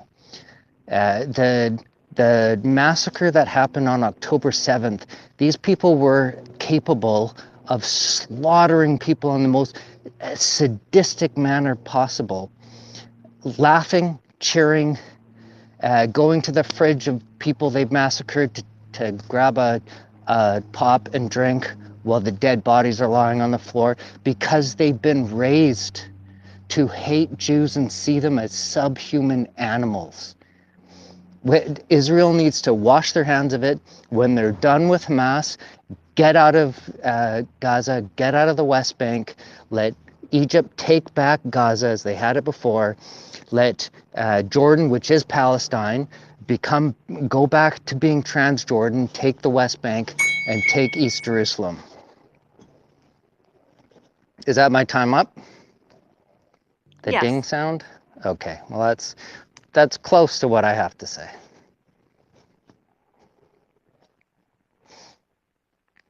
I'm done. Thank you, Michael, so much for your Yeah. time. Yeah. Appreciate it. I'll let you go 3.5 minutes because you had to get out of your house and walk a little. So thank you. Laura, are you still there? She might be I am, frozen. but I was just having a snack in my mouth. Hey, it's fine. I'm going to let you talk for a few minutes. Well, sure. I would just want to see if anybody else has their hands up. Any more questions? Lori, I think, here at the end, I just have my cat meowing to try to come into my room. So I'm going to open up my door. Excuse me for that. No problem. I thank everybody so much for their time this evening. And I've learned so much from everybody. Hey, Cricket, here on this call. And I thank you so much. I wanted to also say, I really believe that come from a place of more voices and more choices. I'm glad somebody like Kenny, no matter, we may not agree with all his viewpoints, could be Marianne Williamson too, or Dr. Jill Stein, Cornel West, Vivek, you name it, like so many different candidates running that care about our country. And I think we can all agree that most of Kennedy's viewpoints are on point, and I'm glad he's out there expressing how he feels. And I hope that his role in the U.S. government inspires even more people to run that really will pave the way for a truly independent movement. I see so many people running for Congress in 2026, and I think that no matter the direction Kennedy goes in, he and many others that I've mentioned, and so many more, over 200 people, I think, running for president now, are paving the way for something so much bigger. So, Lori, I just want to take a moment on behalf of, maybe, if I can, everyone on this Twitter space. Thank you for bringing me on as a co-host and for making this a reality tonight, because again, the amount of knowledge, I specialize in electoral reform, and by the way, ballot access. I am being considered to get Robert F. Kennedy Jr. on the ballot. I hope that I get the contract with the super PAC. I may not. I should know any day now. I would do it. I did it for Ralph Nader as an independent in 2008. And I truly believe that even if you don't believe in all the viewpoints of what Kennedy has to say, everybody has the right to vote. They should have the right to vote for him. So, Lori, thanks again so much for your time. And I'm not sure if we have any more questions, so I'll just let you proceed and maybe almost wrap up, because I haven't even had dinner yet. This was just too exciting to walk away from. I had to sneak a bite to eat there.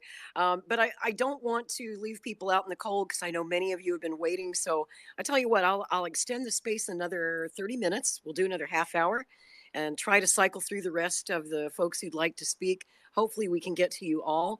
I do ask, if you'd like to speak, to please put your hand up if you know how to do that. That helps us see you better, and we'll try to come to you in the order that we see you.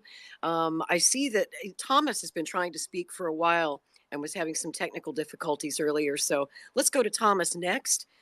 Thomas, hopefully you got your tech issues worked out. Welcome to the panel. Good evening. Good evening. Thank you. Yeah, I hope I got them worked out at least for long enough to speak. So I would like to answer the question that you said, what would I say to Robert F. Kennedy Jr. about this issue? I know that's not the exact question, but that's what I want to speak to. And before I speak, I want to say that I'm 73 years old. So I've seen quite a bit of U.S. governmental foreign policy. And the morals of the foreign policy of the U.S. government are abhorrent. those are not morals that I think most Americans, if they knew the truth, would support at all.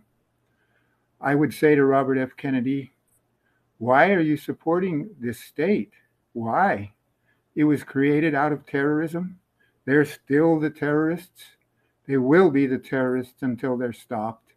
Why, you being a peace candidate, do you support the terrorists? And I'm not talking about the Palestinians. I'm talking about the criminal terrorists that run Israel. That's what I would say to him. I would say, what are you afraid of? Are you afraid because more than likely they killed both your uncle and your father that they're going to kill you? That's what I would say to him. Because there was a gentleman earlier that spoke, and he spoke of a Frenchman who made the film about Robert F. Kennedy Jr. and John Kennedy Jr.'s death. And that's about an hour and a half long film, goes into great detail that shows that it was Israel behind the deaths of both John and Robert Kennedy. So when I think about what Robert Kennedy's doing right now, one of the only things that I can think about it is he's just concerned that they're going to kill him also, as they probably killed his father and uncle. And it just doesn't make any sense to me. This man is addressing the most important issue facing this country right now, which is our chemical agriculture that's destroying our food supply, killing our soil. That's the most important issue this country faces. We have a country of obese, sick people. We have a country of people who think vaccines are the answer, and Bobby knows they're not, especially in their current state. So I just don't understand his stance unless they're afraid that they're going to kill him if he doesn't support them, like they probably killed his father and his uncle. That's what I would say to him.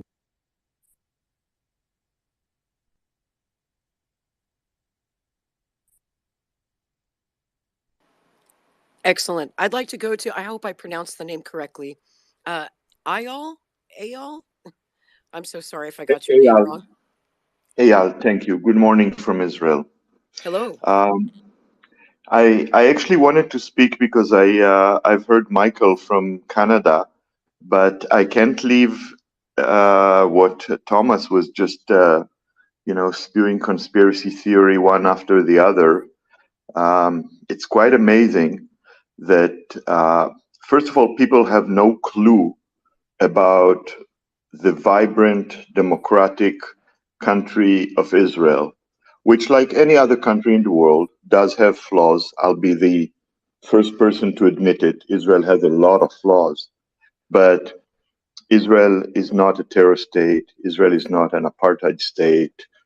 20% of the Israeli population are Arab Muslims, free to practice their religion. In fact, it's the only country in the Middle East in which Jews and Arabs, Jews, I mean, as the nation of the Israelites, not people who necessarily are Jewish as far as religion, live together. Those who want to practice any religion can do so. There are also Christians. And there is even, the head of the biggest bank in Israel is Arab Muslim.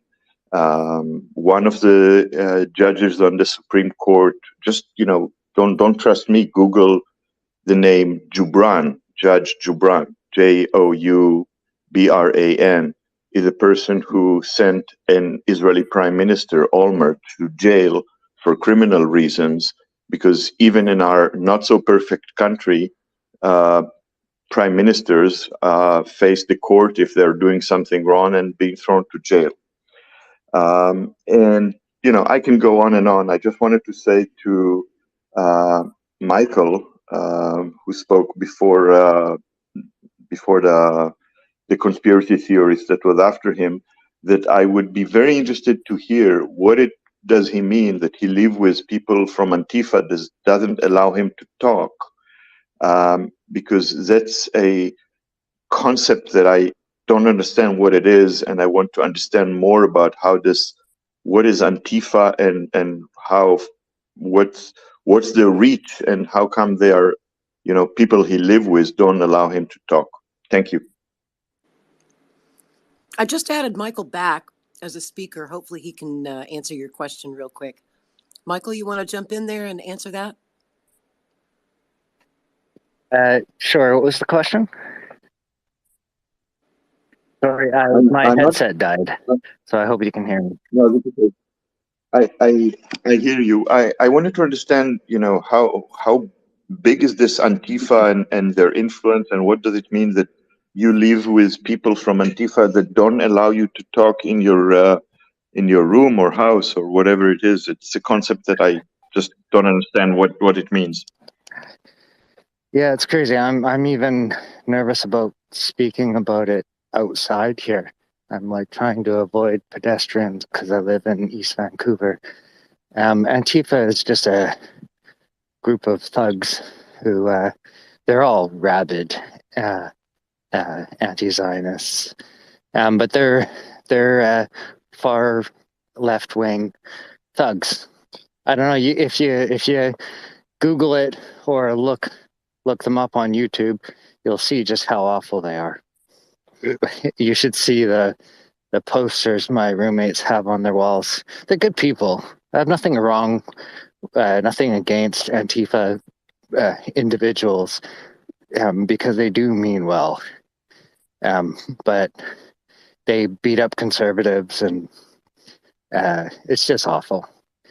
So I got about 3 sentences in, not even. As soon as my roommate understood that I supported Israel, he told me to stop talking unless I want to move out. So yeah, it's pretty awful. Wow. Yeah.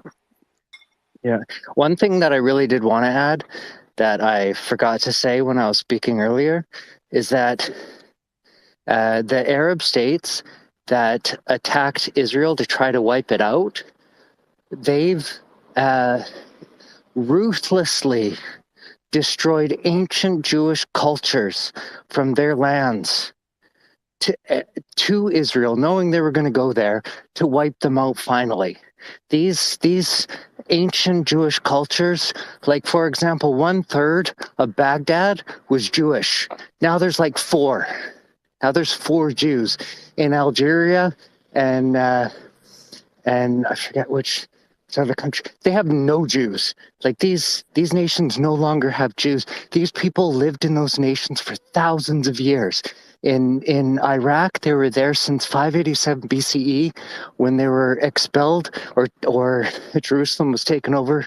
They were taken by Babylon, and then they went back to Judah when they're released from Babylonian rule by Cyrus the Great in 539. They've been those who stayed behind in Babylon, which is now Iraq. They've been there for thousands of years. We're talking 587 BCE. Their culture and the cultures of all the other Middle East and North African nations were wiped out, ethnically cleansed violently. They were allowed to take a bracelet, a ring, a suit, and a suitcase, and 80 or 40 donaire, or however you pronounce that in Iraq.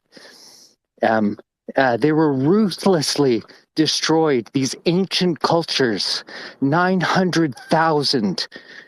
And they had only one place to go, Israel.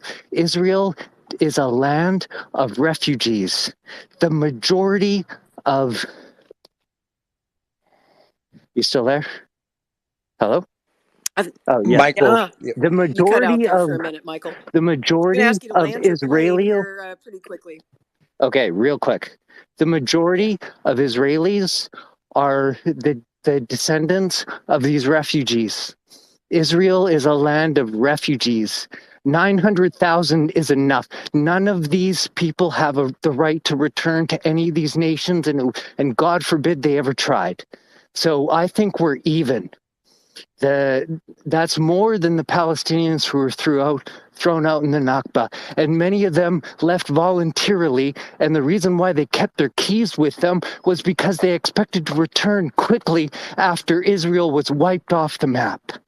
So I don't agree with the pre-1948 way that it was there was a lot of terrible colonialist activity that I don't agree with. I don't agree with the settlements in Transjordan. But after they expelled these ancient cultures to Israel, I think we're even. I'm done. And we're just about out of time. I'm sorry I could not get to everybody. We had so many people that wanted to speak in this space tonight. I've got time for one more. I see that G has the hand up, so you get the last word. G, take it away. Good evening. Thanks, Lori. And I kind of want to address a lot of things said, and I know that you're trying to wrap up the space, so I'll try and say this. I listen to a lot of people when it comes to this. I tend to listen to a lot of military officials from a lot of places from around the world. One guy I found very, very, not poetic is not the right term, but kind of good value is a man named Malcolm Nance. Now, Malcolm Nance says that there is an illustrious UN database of the population in Gaza. This is being cross-referenced with the 60 hours plus of October 7th footage, plus historic and current surveillance. So they know very well that these are very targeted strikes in Gaza. So I will say that, and I'm going to address the thing of AIPAC, because excuse me, this has come up a lot. Now, there are thousands of special interest or political interest groups on Capitol Hill. There's a very unique website called opensecrets.org. You can go to this website and you can see every campaign donation and every lobbying dollar spent on Capitol Hill. Now, if you were to do the calculations, AIPAC is like not even 1% of total lobbying or campaign spending. They're not a total percent of any of that. So to say that they are somehow the puppet master in DC is fairly anti-Semitic, and it shows to people's ignorance. And we're very composed about freedom fighters and all this stuff. I'm not going to get into that right now, but I want to say, if you look at the historic conflicts with Hamas and you look at their numbers compared to the post-revision numbers, they're very hard off. Also, why don't we see any numbers of Hamas militants killed? Because we know, since I said, where the databases are being cross-referenced, where are the numbers of these Hamas militants being killed? It's being shown as children and women, and it's disgusting. And people are being manipulated, and they don't even know it. And I'm sure people who can see the footage very well damn know that Hamas was there October 7th. Israel didn't kill their own people, and they committed heinous acts. And it's a terrible precedent to set that you can murder 1,000 people plus, take 200 people plus hostage, and say that, now we're going to be a candidate for self-determination, right? That's a terrible, terrible precedent to set in the world, and that's not what humanity or society should stand for. Thank you for letting me talk. Thank you, G. I appreciate that. I appreciate everybody who tuned in tonight, everybody who spoke. Man, we heard from a lot of people. I think we must have heard from 50 or 60 folks. I'm sorry to everyone who didn't get a chance to speak, but we will revisit this topic because I have a feeling this won't be a short war. So I'm sure we will do another one of these spaces. I did want to remind everybody, if you came in late, this space was recorded. So if there's parts that you missed or you want to go back and listen to whatever you missed earlier, this was a long one, almost 4 hours. You can always go back and catch the replay. I do ask everyone here, if you enjoyed this space, to please retweet it, get it out to your followers. If you found this conversation of value and you want to share it with others, please do retweet that space. And also, I'll be taking this and putting it into probably 2 different episodes of the Kennedy American podcast, probably episodes 18 and 19.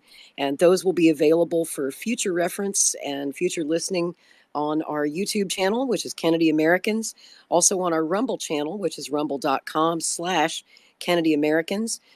Sometimes YouTube censors our content. Anything related to RFK Jr. for some reason seems to get censored a lot. over on YouTube. So all of our episodes, past and future, are available on our Rumble channel, uncut, uncensored. And so I would definitely advise you to be sure and subscribe to that Rumble channel. We've already had several episodes already taken down off of our YouTube channel arbitrarily by YouTube. They just don't like RFK Jr. And that's why he's suing them right now for censoring him. But we didn't censor you tonight. We welcomed all points of view. That's the beauty of X. We can speak freely. So thank you very much, Elon Musk. And thanks to all of you who tuned in, who shared your views. We will get a recording of this space, the whole thing, to Mr. Kennedy. And I hope that maybe he can find time to listen while he's on a long flight going somewhere on the campaign trail. But again, my thanks to everyone.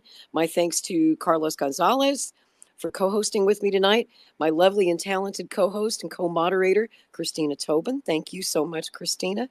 And thank you again. Obviously, I appreciate everyone for tuning in tonight, and we'll be back soon here on X Spaces. In the meantime, I hope that we can all agree on one thing, that we all want peace. Until next time, my friends, good night.